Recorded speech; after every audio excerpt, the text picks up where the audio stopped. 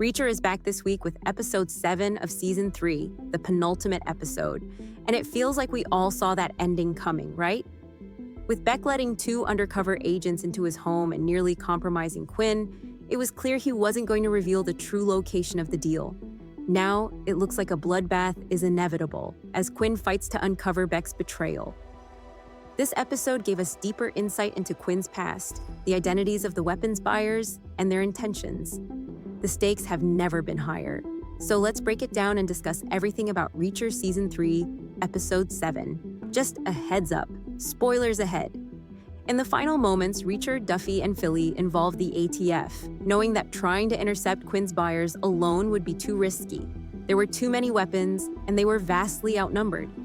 The ATF was the right agency to handle it, not just because Annette, who was killed, worked for them, but because they oversee firearms-related operations.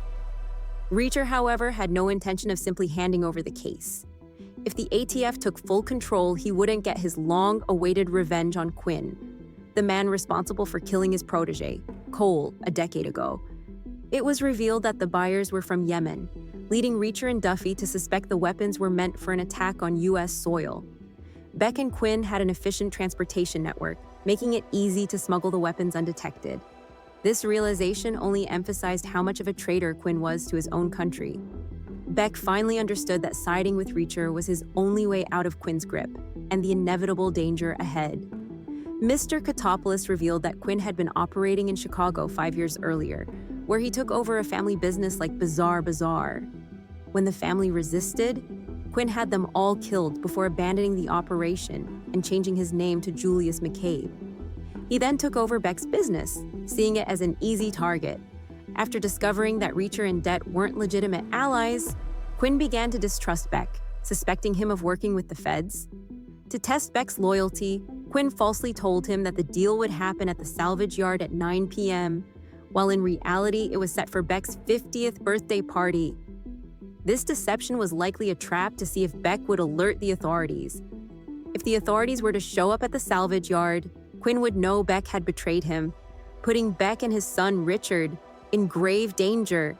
This episode introduced Teresa's grandmother, Miss Daniel, who was grateful for Duffy's help in searching for her granddaughter.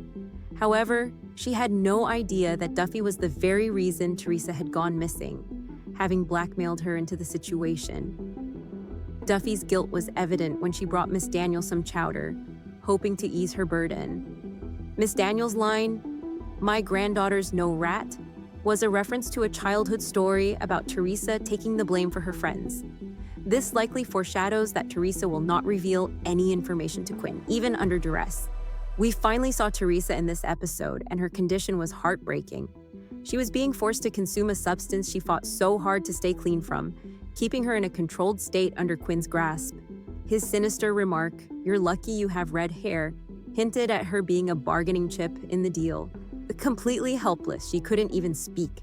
With Reacher now prioritizing saving Teresa alongside taking down Quinn, hopefully, she has a chance to make it out alive. We also got a rare moment of bonding between Beck and his son, Richard. With both of them now missing an ear, their connection seemed even stronger. Beck found the toy gun Richard had been fixing for his birthday, leading him to reflect on their past. Throughout the season, we've seen how much Beck cares for Richard, trying to keep him away from the criminal world. But in this episode, it became clear that Beck had also been pushing him away for his safety, fearing Richard could be used as leverage against him. Given that Quinn has already used Richard for manipulation once, it's likely he will target him again. Beck instructed Richard to lock himself in his room at 9 p.m., but let's be real, Paulie could kick that door down in seconds. It's highly likely that Richard will be in danger, facing Quinn's wrath. This was a solid episode that built up tension for the finale and ended on a gripping cliffhanger.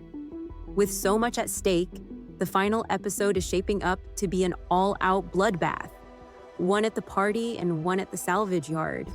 No one is safe, and that unpredictability adds to the excitement. It was great to see Neely playing a bigger role in this episode.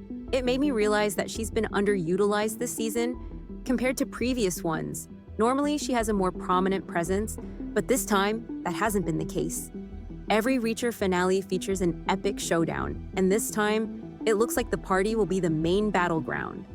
The long-awaited face-off between Reacher and Quinn is bound to be intense. But before Reacher can get to him, he'll likely have to go through Polly first.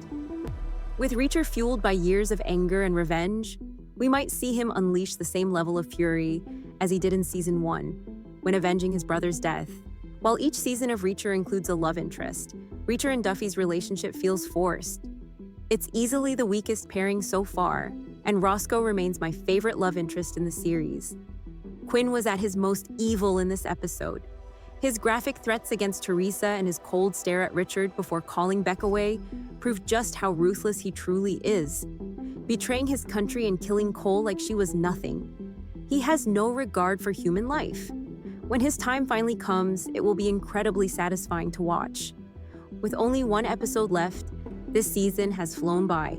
The biggest drawback of releasing 3 episodes in the first week is that half the season is over in an instant, throwing off the pacing. I'd prefer either a full season drop or a traditional weekly release. That said, it's been a strong season overall. Now all that's left is to see if the finale delivers. So there you have it. Reacher Season 3, Episode 7, Explained. If you want more breakdowns of Reacher, click on the card in the top corner for the full playlist, and don't forget to subscribe for future videos. What did you think of this episode? Share your thoughts in the comments. Thanks for watching, and I'll see you in the next one.